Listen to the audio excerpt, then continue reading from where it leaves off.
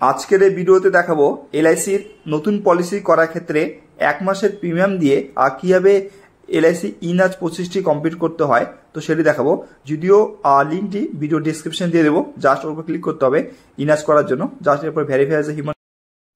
তো দেখুন এলআইসি ইনাজের ফর্মটি চলে এসেছে। তো এখানে আপনাদের ভ্যালিডেট করতে হবে।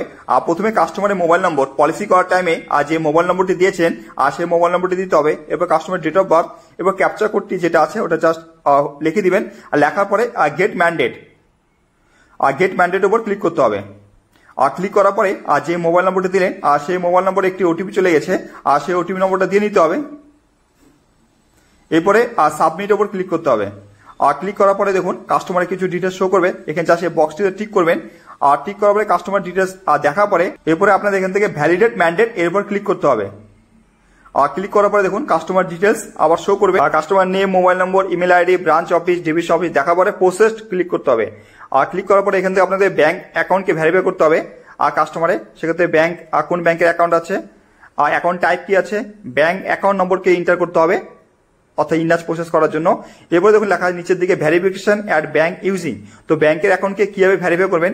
তো ব্যাংকের অ্যাকাউন্টকে ভেরিফাই করার জন্য 3টি প্রসেস আছে বা 3 ভাবে ভেরিফাই করতে পারেন।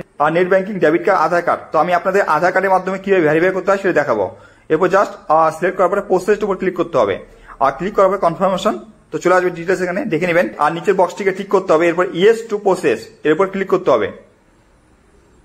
ক্লিক করলে দেখুন রিডাইরেক্ট হয়ে যাবে এনপিসিআই পেজে।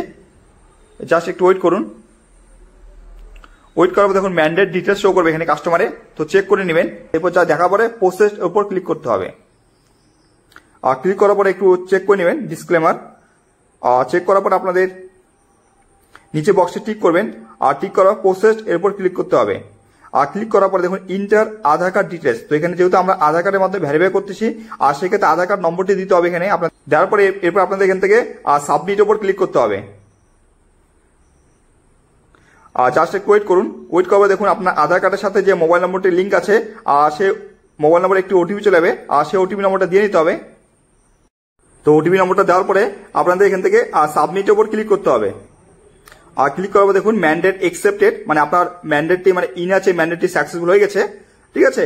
তো এইভাবে বাড়িতে বসে আপনারা খুব সহজে আপনাদের এলআইসি কিস্তি যে ই ম্যান্ডেট ফর্মটি ফিল আপ করতে পারেন। তো জাস্ট ওয়েট করুন, দেখুন ইনাজ সাকসেসফুল হয়ে গেছে। তো ভিডিওটি ভালো লেগে থাকলে আমার এই চ্যানেলকে সাবস্ক্রাইব করতে ভুলবেন না। ধন্যবাদ।